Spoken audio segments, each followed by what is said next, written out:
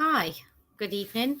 Um, as you all know, otherwise you'll be watching this feed. I'm Karen Fray, and I've chosen to come on here and do a live this evening to talk about mental health. The reason I've chosen to come on here and share my personal experiences is because in the last few months, I have had a lot of different people reach out to me, people I know and also perfect strangers that have seen my posts and have reached out to me and talked to me about their own experiences.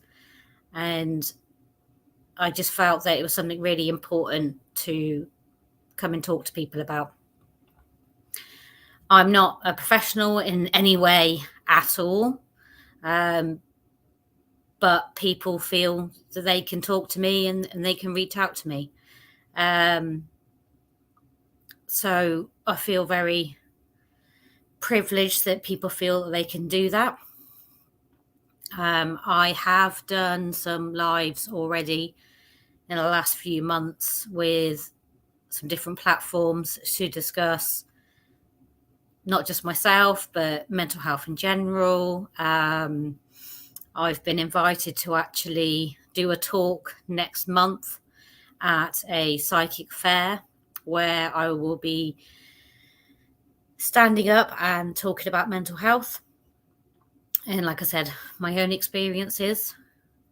And I just wanted to come on and talk to you out there basically about my own personal experiences and also for you to get involved and talk to me about yours. I did put out on my post that if anybody actually wanted to join me on here and talk to me live, then they were welcome to. I also understand that is very difficult for a lot of people. I'll be honest, my anxiety's been through the roof all day, just thinking about coming on here and doing this. When I posted about me coming on and doing a live and talking about this, I was having what we'll call like a brave day, shall we say. I just want to say hello to some different people that are in the comments at the moment. I can see there's lots of people watching, but not many people commenting. So just give some shout outs to some people to say hello. So those ones I can see. And also, can you give StreamYard permission to see your name? Because otherwise, when you're commenting, it just tells me you're a Facebook user. So I don't know who you are, and I don't know who's commenting, I don't know who's talking, and I don't know who is watching. I just have a number on the screen of how many of you are out there, and there's a lot more than what are actually commenting currently. Hi to Stephen Brain. Hi, Mum. My mum's. Thanks for watching, Mum.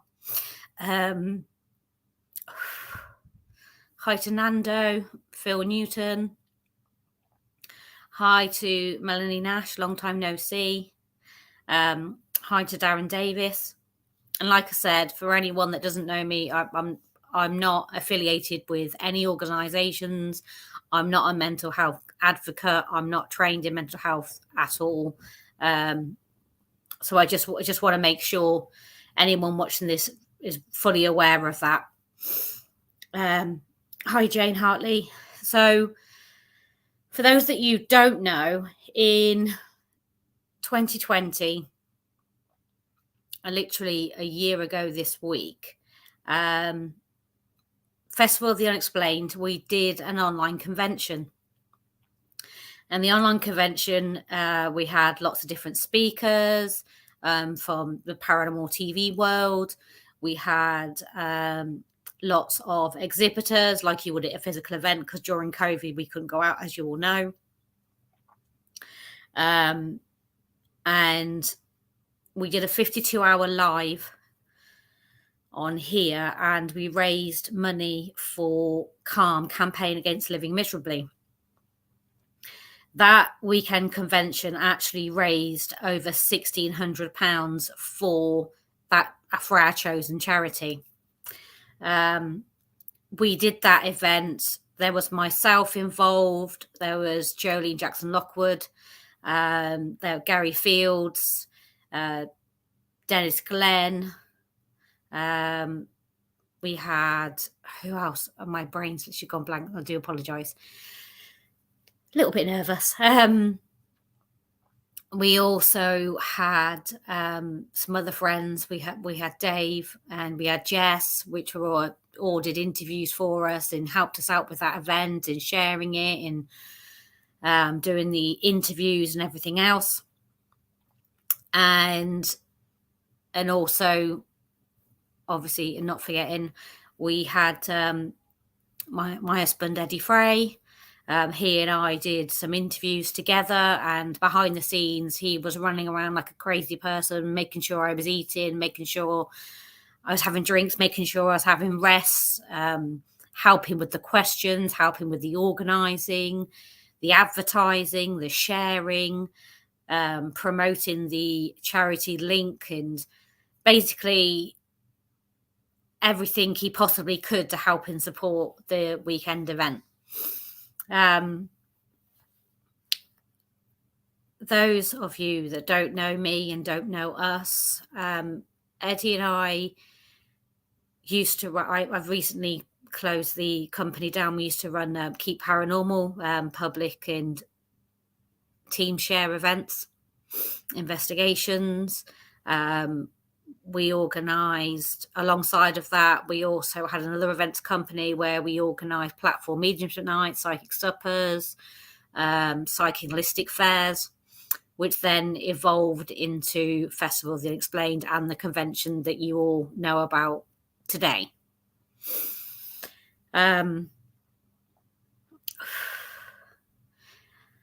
Sorry, guys.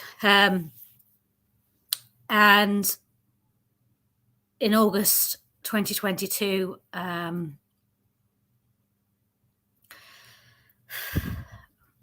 my husband crossed over to the spirit world, if you like, is I want to explain it like that. And that was due to his mental health. So I just wanted to come on and talk about, I'm not here to talk about him. I'm not talk about his experiences. I'm not here to divulge anything personal because it's personal.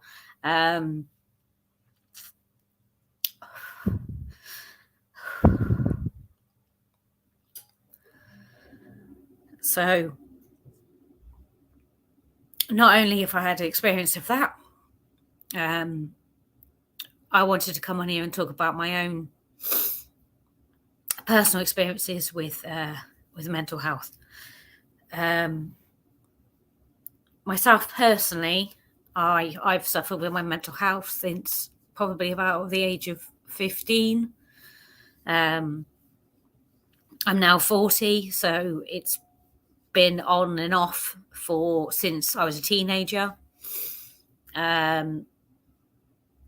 Suffer with anxiety, panic attacks, anxiety attacks, depression, been on all sorts of concoctions of medication for anxiety, for depression, for sleeping medication, and all those different things over the years. And it's an ongoing thing, and people think that you whack that smile on and you're, yay, this is me, this is what I do, and all the rest of it, going alive, you're all happy. The professional in you comes out and you sit there on screen and you're being interviewed about you and what you do and all the rest of it. And for that hour or that 45 minutes, you're not you, you're the professional version of you. You're not letting your barriers down and being who you really are for that time, because you want those people that are watching to be entertained and to enjoy watching you and listening to you. The same as events. You know, you put events on, you go to those events, you put on your smile, and you give those people the experience that they pay you to come and have. The two of us did that on multiple occasions. I couldn't even begin to count how many times. But like I said, I've had most recently, I had a perfect stranger. They were looking on Facebook for a mental health group or something. Or then they were looking for something for a little bit of support. And they were scrolling through and they came across Calm, because when they were researching, they came across Festival Explained, and they saw that what we did and why we did it back 2 years ago. And this person, I'm going to say, sent me a message. And said, I'm really sorry to inbox you, and I'm a complete stranger. We've never met. I don't know you. But I've seen online when I was searching Festival Explained, don't even know what it is, did this online convention for charity. And then this lady, this lady, she reached out to me, she messaged me, and she was talking about some personal things regarding someone that she was close to. It wasn't herself, someone she's close to. And then obviously she scrolled through the rest of my posts and everything, and saw all my public posts and everything. And this person opened up to me and talked to me about their experiences. And she talked to me about some personal details regarding someone else that she cared about. We all know, I hope that we all know, there's lots of mental health charities out there, help and support. But unfortunately, as well, a lot of people find it really hard to talk about themselves and their own personal experiences. And a lot of people don't reach out and they don't talk. And some people do that because they don't want to talk, because they find it difficult to talk to anyone. It's not the fact they don't want to. Sometimes they do find it hard to speak to anybody about anything. And you kind of shut down and you don't talk to people and you shut people out. I do that quite a lot. I'll be perfectly honest. Quite often I will not reply to messages. Quite often I won't answer the phone. I'll put my phone on silent. I'll shut myself away and not talk to anyone. That's how I deal with things. It's not the right way. I'm not saying it's the right way to do it. I'm not saying it's the wrong way to do it. Everyone does things in their own way. Some people are totally opposite. They will post on social media in hope that someone may reach out to them. Some people will talk to family. They will talk to friends. And in this instance, this person reached out to me, a perfect stranger, and sent me multiple messages, and we had a very long conversation that went on for about 2 hours. Because I was someone they didn't know, they found it easy to talk to me and basically tell me everything that they'd not shared with anyone else. And they had said to me, I've not shared it with anyone else, and the only reason I'm sharing it with you is because I don't know you. I've seen the different things that you've done online, and I just felt like I could reach out to you. I've also had a lot of people message me, people I do know, in the past few months. They've reached out to me and started with a "hope you're okay" message. And then I've asked them, are they all right? How are things with them? And that has progressed into them having a conversation with me and telling me how they really feel, and telling me about how things basically. Kelly, hi Kelly. She's put it there. Important talk. She said, going through my own stuff. It sucks. See, and for someone to even write that comment on there and know that everyone else is going to see that is a massive thing for a lot of people. And it is hard. And just to write a comment like that, you might think, oh yeah, it's easy just to put a comment online. It's not easy to put a comment online. It's not easy to drop a message to someone. It is hard to share how you feel. But I just want to, because I've got a platform, I felt like it'd be a good idea to use that platform for a good use. I'm not here to talk about the festival. I'm not here to promote tickets. I'm not here to promote the convention in any way. It's just the fact that the festival's got a big platform, has a lot of followers. So I felt that using this platform was a good idea, and to use it for the right reasons.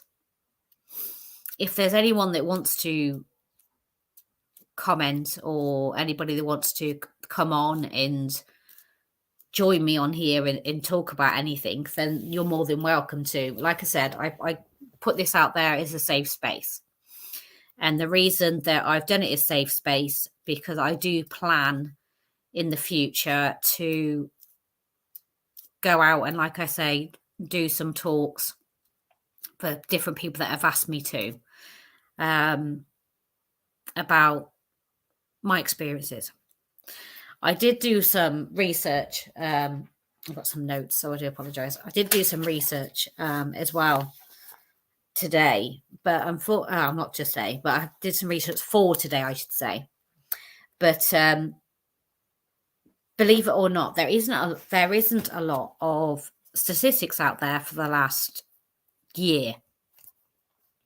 For last year, even for the year before, there are stats out there for 2020, but I couldn't really find anything solid for the last 12 months. But some things I did find out by doing some research is people that have got generalized anxiety, it is actually a lot more common than anyone realizes. Actually, 6 people out of 100 get diagnosed with generalized anxiety. There are over 8 million people in the UK that suffer, well, not, you shouldn't say suffer, people that experience anxiety disorder. That's something else that I read about. And also, which is the most scariest thing, is that less than 50% of people actually have access to treatment. So 50%, that's a massive, massive amount of people out there that are not getting any help or support that they require.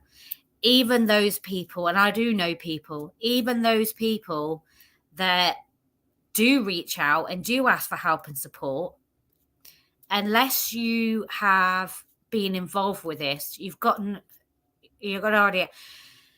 You can be on a waiting list for up to a year just to get some sort of counselling.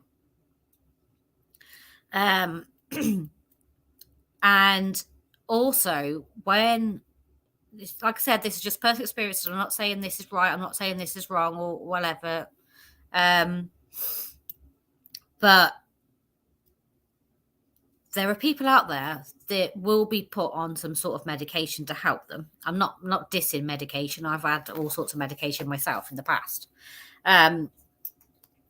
But what I have found out by talking to people and discussing these things is that actually a lot of people don't actually get the follow-ups that they should be getting. Sorry, guys, I'm just deleting some stupid spanner guy. Seriously, people are crazy. Like, they think it's okay to put these stupid comments on something like this. So I do apologise. Bear with me a moment. I'm just getting rid of them and blocking them. Okay. Right. Sorry. I'm back with you now.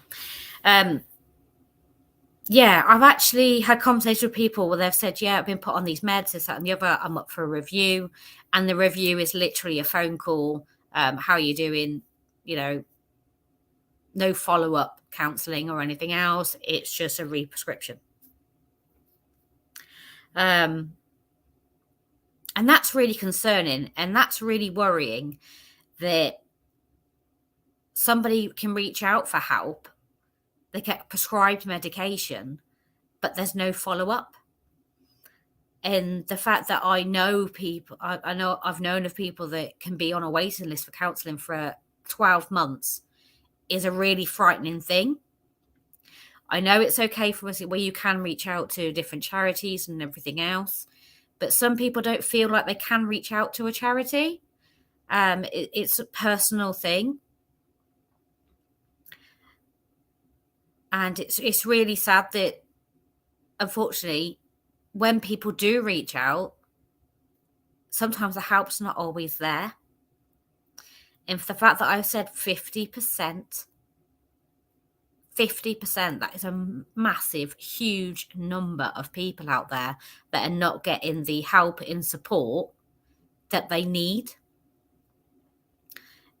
And that's the most worrying thing, really, and the most frightening thing. And the amount of people, like I said, I've spoken to recently that have not, or have reached out and then they're waiting for a doctor's appointment, or they can't get through, or there's no appointments available, and all the rest of it. I know, don't get me wrong, I'm not dissing the NHS. They do a fantastic job. But on the other hand, it feels that a lot of people are not getting the help and support they require, even when they are asking for it. And these people go down the wayside and they are lost, basically, in the system. And myself personally, obviously, as you know, my husband, I've had a relative less than 5 years ago took their own life. And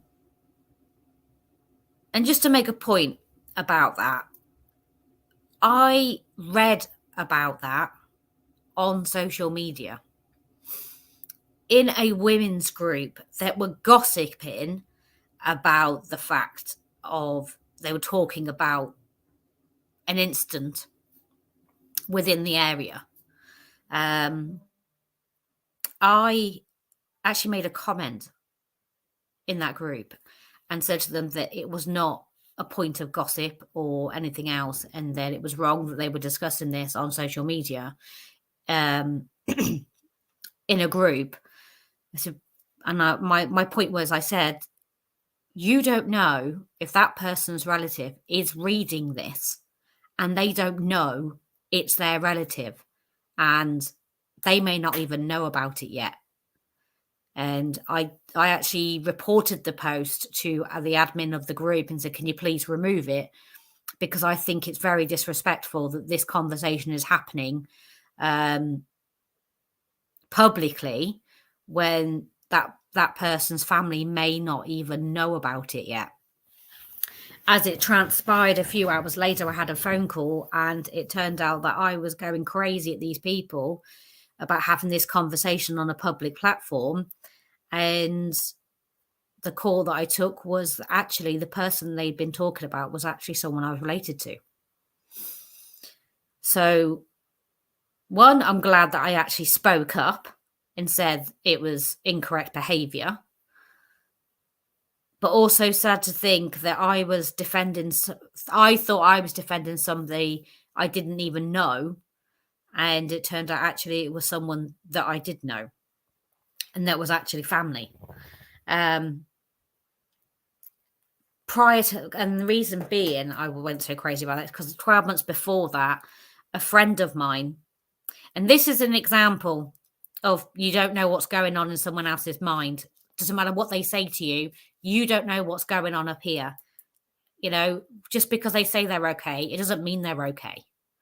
And as an example, a friend of mine, we were chatting on social media. It was like everything was good. So, oh yeah, we're arranging a visit and how I was going to go visit them. So my husband and I we were arranging to go visit. And we like even said about what dates we were both available to go and like spend the weekend and all the rest of it. And we're like, right, pre-planned. I think it was like 2 to 3 weeks later. I was like, yeah, 2 to 3 weeks later, we're yeah, great, we're definitely come and visit you and all the rest of it. And I think it was about 5 days later, my friend's sister posted on social media to say that he was no longer with us. And 5 days before that, we were planning to go visit him and have a catch up, go out for a drink and go out for food and all the rest of it. We hadn't seen each other for a while. But we never got that opportunity because, like I said, 5 days later, he wasn't here anymore. And when we were talking, as far as I was concerned, he was all good. Life was good, work was good, his relationship was good, he was happy, really looking forward to meeting my husband for the first time, really looking forward to it. Like I said, we were making plans. So I never expected to find that out less than a week later. I'm just going to read a couple of comments here. Ashley, hi Ashley, I hope you're okay. Thank you for using your platform for this. 2 years ago, when you did the marathon, it was truly a life-changing experience that helped me, but an advocate for myself and others. Oh, bless you. Kelly, you do feel, yeah, she's right. You do feel shite for reaching out. I can't speak for others, but it's, I can go, where's, sorry. Take a breath, Karen. Start again.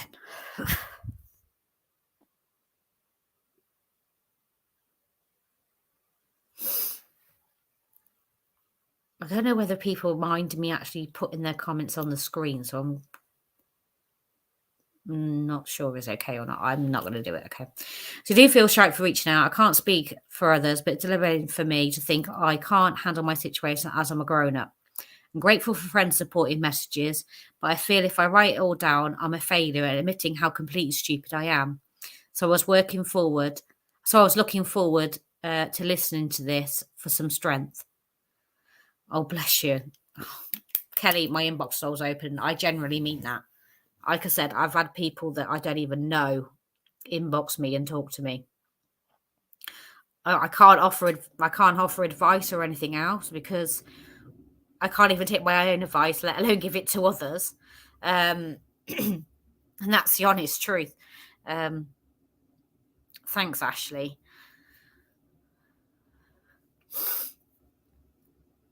Oh. In Kelly's made a point there. You know you've got friends, you know you've got people you can talk to, but it's making that step to actually send that message and actually having that conversation. And I don't know, all my cases about admitting how completely stupid you are and everything. And I get that. I totally get that because you don't want to write it down. You don't want to put it in a message because I don't know about anybody else, but you kind of feel like a failure. You feel like you're failing yourself. You're failing the people you love, and you feel like you're failing everyone else around you. That you're not good enough, and that you're not good enough for yourself. You're not good enough for them. You're not good enough for anyone else. And it doesn't matter what you do, you still don't feel good enough for the love and the support that you are getting. So you reject it and you pull away and you push it away because you don't feel like you deserve it. And that is sorry, that is completely untrue. But when you're in that mindset, it doesn't matter how much someone tells you. It doesn't matter how much someone tells you they're there for you. It doesn't matter how much someone tells you that they love you and that you'll always be there for them and they can always talk to you. And sometimes that doesn't matter. And I don't mean that disrespectfully to anybody, but sometimes that doesn't matter, because if you're feeling like that, it doesn't matter what anyone else says to you. It comes from a good place and you understand that. But it doesn't matter how much you say it or what they say. If inside that's how you feel, you don't believe it. You don't listen to it, because you've got this, I don't know, like the only way I can explain it, you've got this this voice in your head that tells you that they're wrong and that you're right in what you're thinking, and what that little voice is telling you in your head is correct, not those people that are trying to love and support you, because you don't see and believe what they're saying to you, because you don't feel valued, because you don't value you don't value yourself.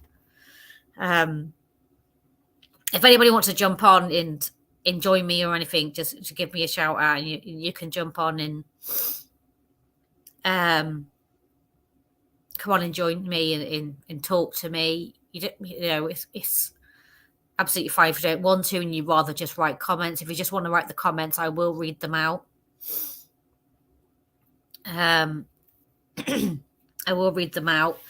But like I said, so I will go back to telling you about my experiences. When I was younger, I took a lot of time off school because I was struggling. I just didn't want to go. I found life just in general, teenagers find life hard as it is, but I found it very hard. I didn't want to go to school, didn't want to go out, I didn't want to do anything. And at that time, I didn't realize, I didn't know about mental health, and I didn't know about well-being and all these other things. I didn't know about all of that. I just didn't understand why I felt the way I felt, and I couldn't fix it. And anyone that knows me knows that I try to fix everything. Even if I know I can't fix it, I'll try and fix it anyway. Because that's just what I'm like. I can't help myself. And that is one of my biggest downfalls. And I'll be honest about it, is that I'm quite happy to try and do that for someone else, but I won't do it for me. When I was in my early 20s, I had a bereavement. I lost someone very close to me that was very unexpected. Literally, one Saturday night, we were all out having a meal, having a great time, celebrating all the rest of it. The next morning, they had an accident and they weren't here anymore. And so my mental health came back to haunt me yet again. I was like 21 at the time, and my mental health hit rock bottom. I don't care who sees this. I'm quite brutally honest about my past, and I don't care. Well, don't care. That sounds wrong words to use, but I'm not bothered about who knows it, because everything my experiences is why and who I am now. And I did go through a dark place again then. I was struggling in general, wasn't sleeping, wasn't eating, wasn't looking after myself, drank far too much alcohol because it just numbs the pain. But that was not I can't even speak now. That's not a good thing. And I'm not saying that's the way to go, because it's definitely not. But that was how I dealt with that situation at that time, and I felt that was my only way of coping. Um, I did get help and I did get support to get medication. Actually took the help and support from the people around me. I had, I had, I did have counselling eventually, and you know that's when life began again. I suppose is the way to put it. And then as the years went on, everything was fine, and then something would happen, or there would be a trigger, or something else, and it would all start, and this whole phase would start all over again. Whether it was stressful because of work or my job, or it was a case of another bereavement.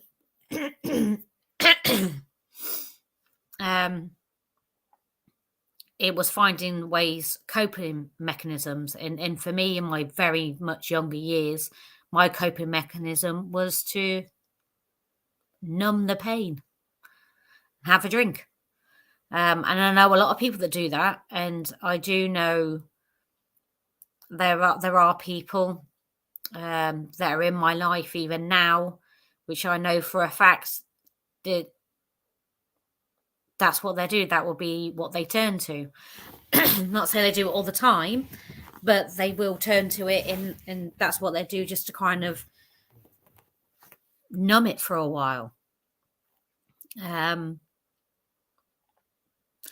like I said, in the last few years, I was very, very, very, very fortunate, and extremely fortunate, that I had someone that absolutely loved the bones of me, as my mum would say. And if I was going down that route, or going down that path again, they'd pull me back and support me, and give me a shake, not physically, obviously, and for me to sort myself out. And with that help, I did.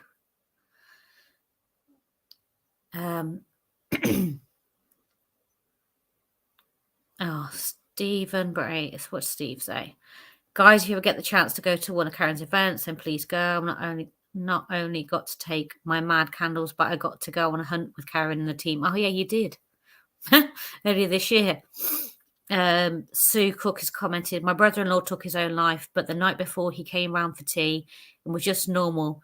The only thing he did different when he left, he hugged me and his bro and said he loved us, which we both thought was a bit strange. But there you go. We both felt guilty for years. This was in 1990. Bless him. This is what I mean. This is what, like I said, I'm really sorry. The pain never goes away, Sue, and I know that. But this is what I mean. Like I said earlier, talking to my friend and making plans for like 3 weeks ahead, and for a visit and everything else, and then 5 days later, that was it. And like, and I mean, and in like my experience, back last year, went to a Volkswagen festival, went to a Volkswagen festival and everything. A couple of weekends before, had a great day out, really enjoyed it. And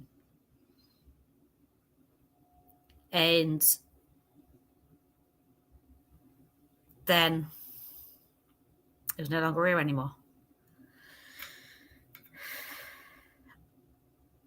And like, this is what I mean. Even if you know someone's struggling, and you know that they're suffering, and you know they're not coping, and you just don't, you literally, as people say, you literally don't know what tomorrow's going to bring. And there's like certain songs and stuff out there that, like, if tomorrow never comes, and that sort of thing, and you don't really think about it. But it's not until you have personal experiences you actually really think about it, and you realize it's right and it's true. You don't know what's going to happen from one day to the next. You really don't. And like I said,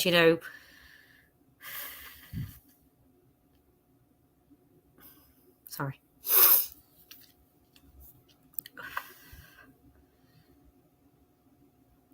And it's all good. It's all well and good me coming on here and talking to you all about what I've been through and all the rest of it.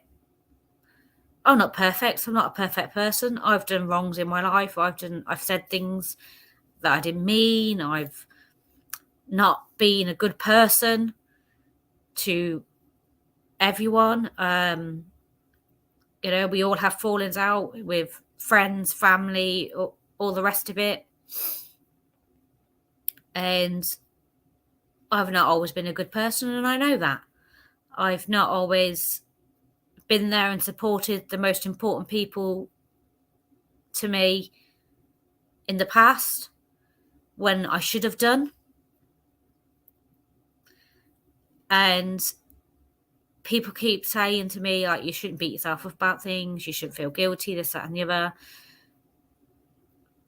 But nobody knows. Unless you go through something and you've experienced it, you have no idea what it feels like. And like I said, like Kelly was saying earlier, sometimes you just feel stupid by reaching out because you don't want to put it on paper. And for me personally, if I had someone said to me, you should write a blog, or you should write a book, or you should write things down. If you can't talk, write things down about how you feel. And I think that might be a good thing to do. Even if you write, someone else said to me about writing yourself a letter. And I don't know who it was now, but somebody said to me about writing yourself a letter. So when you're feeling overwhelmed and withdrawn, you don't want to communicate with the outside world being those people around you, closest to you, and the wider vicinity of social media, you should write yourself a letter. And I said, what do you mean? They said, well, you should write yourself a letter and write yourself a letter as though it's being written by somebody else. Write down what you'd like someone else to say to you.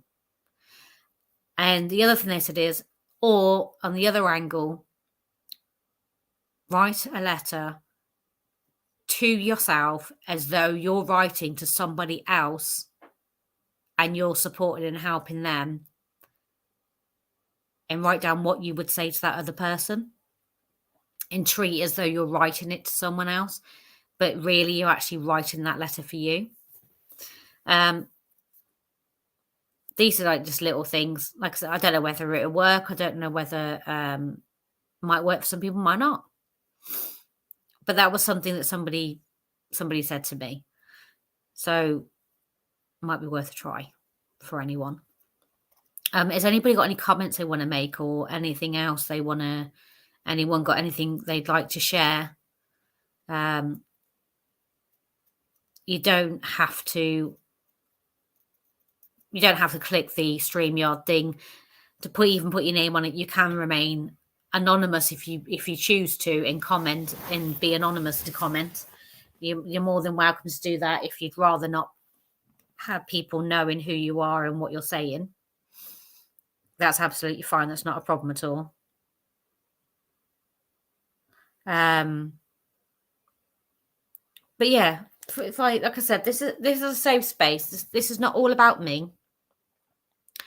This is about giving other people the opportunity to speak out. if you had experiences and how have you overcome them and what have you done? Like I said, safe space, which means you might have been through something and you come out the other side of it and might have had a unique way of doing it, or you might have how did you pull yourself out of it? How did you help yourself? Or if it wasn't just helping yourself, how did you help someone else? And could it be good for you to share that so then anybody else that watches this or reads through the comments, you may actually help someone else just with a comment. Gary said there's always someone out here for people that there's always some out here for people that want to talk. So reach out, folks, which he's right. That wish to talk. I knew what you meant.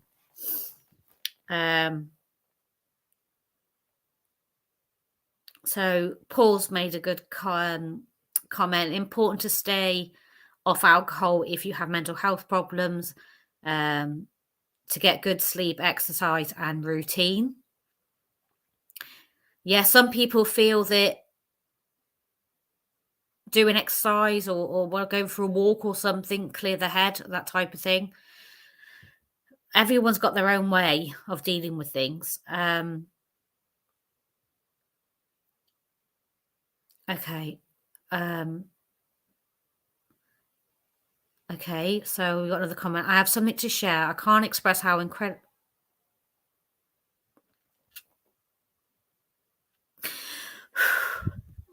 I have something to share. I can't express how incredibly proud I am of you. Sorry. Pull myself together. Try again. Third time lucky. I have something to share. I can't express how incredibly proud I am of you for doing this. It's been a rough few years, and look at you now, my tiny fighting inspiration. Thanks, Rachel. I was trying not to cry all night. I've done really well.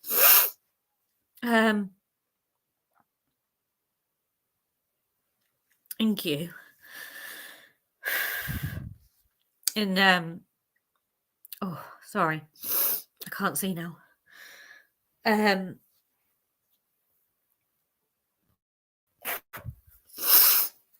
Steve says, I don't think I need to state my personal past mental health issues. I think Karen has pretty much summed up what those of us have gone through and how isolating and lonely it can be. Paul said, best advice I had for my depression was motivation comes from action, not the other way around. Which is true, but it is really, and anyone that suffers with any type of mental health know how hard it is to motivate yourself to do anything.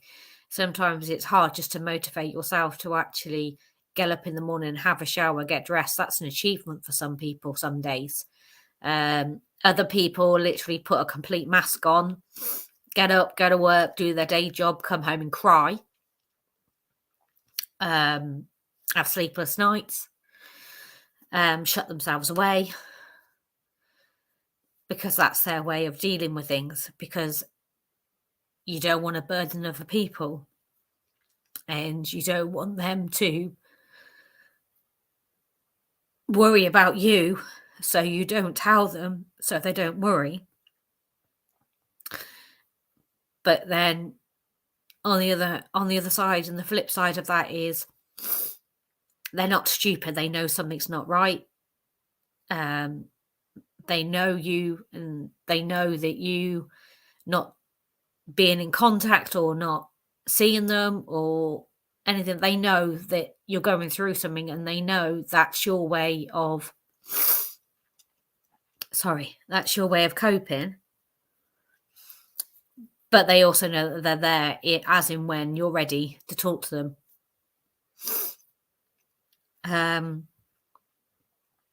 Did anybody else want to comment or say anything else. I will get some links put on here for some different mental health charities that you can call, and you can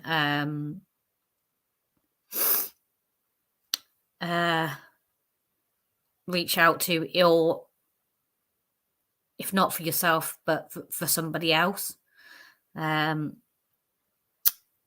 she says, sometimes it's so difficult being the happy, approachable, reliable one who everyone turns to. But when that low hits you, you sit and want to reach out, but feel like nobody would want to listen. Yeah, don't we know it? And that is true for some people. Some people are the one that everyone goes to and calls. Do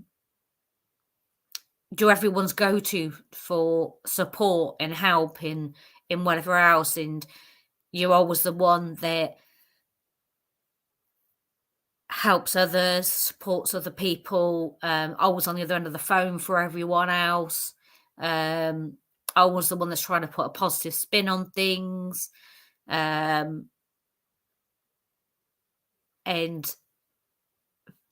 but what people don't realize is you're also that person that sits on your own and deals with your own stuff on your own. So you said that was me, put a mask on to go to work, but in the end I was busted and I turned every negative into a positive. Well, that's really good that you were able to do that, Sue. It really is. And I'm not just saying that, it genuinely is, because it's easy. It is easy. It's easy to, like I said, to whack on that smile, get up, go to work, be normal, everything's fine, happy as Larry, make make jokes, be positive, and all the rest of it. Because I don't know about anybody else, but sometimes you feel like I was saying about the investigations we used to go and do in other events and stuff like that. It's easy to put that mask on and to be the person that the public expect you to be and want you to be. It's easy to put that on and be the joker and the lovable person that you are, and to make everybody else happy, and you're positive all the time, and you're always there to support your mates and be there for them. And then when you actually need them, they're not there. They say they're there. They say they're there for you and all the rest of it. But when it comes down to it, some people feel like it doesn't matter how many people are in the room, you're the loneliest person in that room. And you're the only one in that room. Steve says, yep, that's always been me, the strong one, the advisor, the one to go for advice. But as soon as you need help, everyone ran away, lol. Yep. Gary says, I use my healing box. Oh, comment, come on. Folks, once folks have reached out and sent healing for everyone, I can, that I know is after help and support out there. Carol says, very true. That's me. Don't want to bother anyone with my stuff, but will listen to others. Sue says, still hard some days, but I keep going. That's the thing, though, isn't it, Carol? It is okay. You don't want to bother other people. You think, well, they've got enough on their own plate and they've got enough in their own lives that you don't want to be reaching out to them and basically laying all your crap onto them, because you think, oh, they got enough to cope with, they got enough of their own crap. So you don't want to, you don't want to contact them and lay all your crap at their door, as if, because you think, well, they got enough in their life, they got enough going on. They don't need my shit too. So you don't share it and you don't talk about it. Whereas you've got others that will talk and will share, and you don't know what to do what's the right thing to do, or how to help them, or what to say. Or sometimes it doesn't matter what you say, it doesn't matter, because you know deep down that you can say whatever you want to try and have the right words. But sometimes people are so far into that place that there's no coming back from it. And I know people will probably judge me for saying that. And you know what? I don't care. Judge me as much as you want. I couldn't care less. I'm just being open and honest and being truthful about stuff. And if that offends people, fine. Don't talk to me. I really don't. I'm really past caring. The last few years, I'm at that point now that I couldn't care less anymore. If you're there for me, I'll be there for you. And that's some people won't like that, but it's true. And they say and it's all like these little memes and these little comments and all this sort of stuff in posts and that on social media. And it is true, and it is right. In your hardest and darkest times is when you find out who your real friends are. And that is very true. I know a lot of people have messaged me and said, "Oh, like, I wanted to reach out to you, but I didn't know how, and I didn't know what to say. And I thought that you'd be hearing from loads of people, and thought, you'd been bombarded with messages and this, that, and the other, and whatever else. But you know what? They couldn't have been further from the truth, because I wasn't. So those people that weren't contacting me because they thought that I was being bombarded, actually, they were completely wrong. I wasn't being bombarded. I literally hardly heard from anyone. And I don't really hear from anyone that often. I could probably count the amount of people on one hand or less that actually consistently bother to check that I'm actually all right, or bother to check that I'm okay. And it works both ways. And it does work both ways. But sometimes you get to that point where you've checked on that person, or you've tried to reach out to them, or you've tried to include them, or you've tried to get them involved or stay in contact with them. And you get to a stage where you think, I'm doing all the trying here. And you get to a point where you just stop. And you think, do you know what? I'll just be on my own. And some people do feel that they are completely on their own, and the only people that they can rely on, the only one person they can rely on, is themselves. Because some people feel that the only person that shows up for them is themselves and nobody else. And I've literally had people say that to me, that they don't bother reaching out because they've said that they know the only person that's got their back is themselves. And that's really disappointing and really sad. But then over the years, I understand it. Over the years, I've felt like that. Like I said, you can be in a room with multiple people, but you can still be in that room and feel alone. Right, I'm going to wrap this up a little bit because I just have not stopped talking, basically, for the past hour.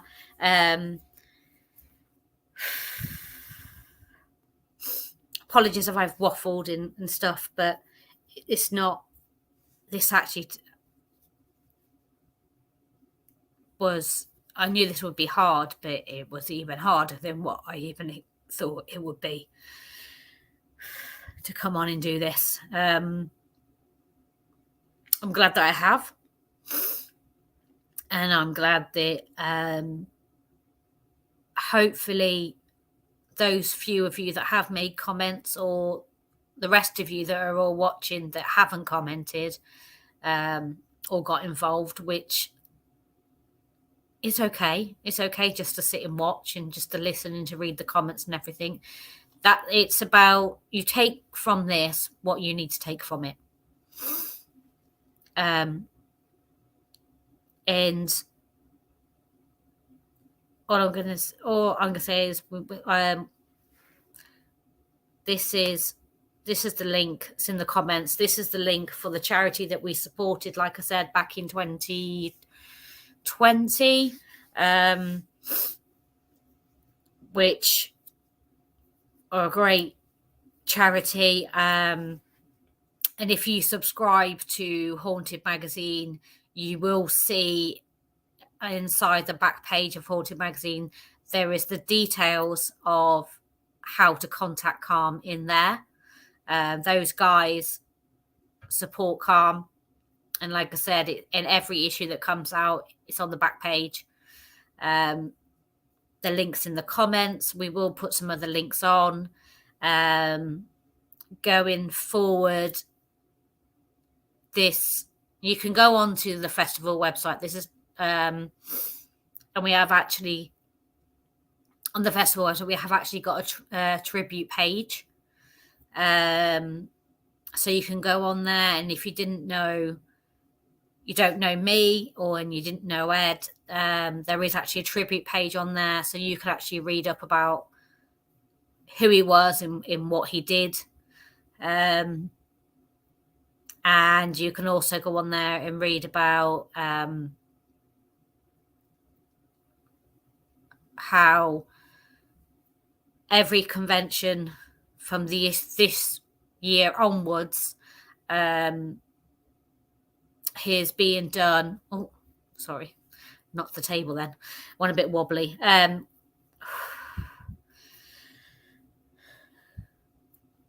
Yeah, this year's convention and going forward, every year, every convention we will do going forward is in memory of him, and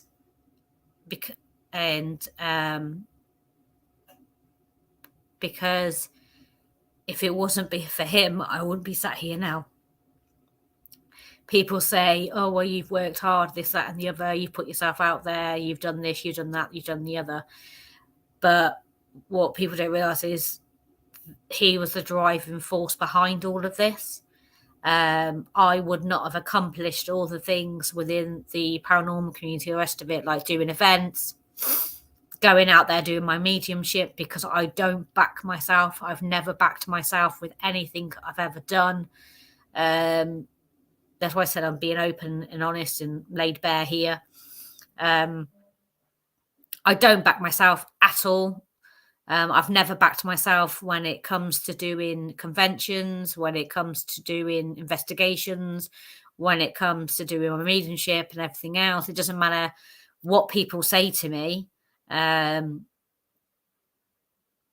or anything like that.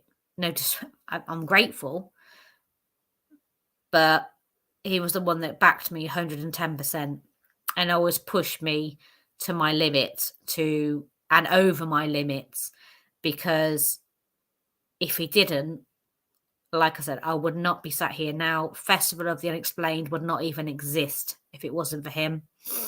He was the instigator in it all, is, co-founder, co-owner, financial backer of Keep Paranormal and of Festival of the Unexplained, as well as me and all the stuff that I put on and the things I do.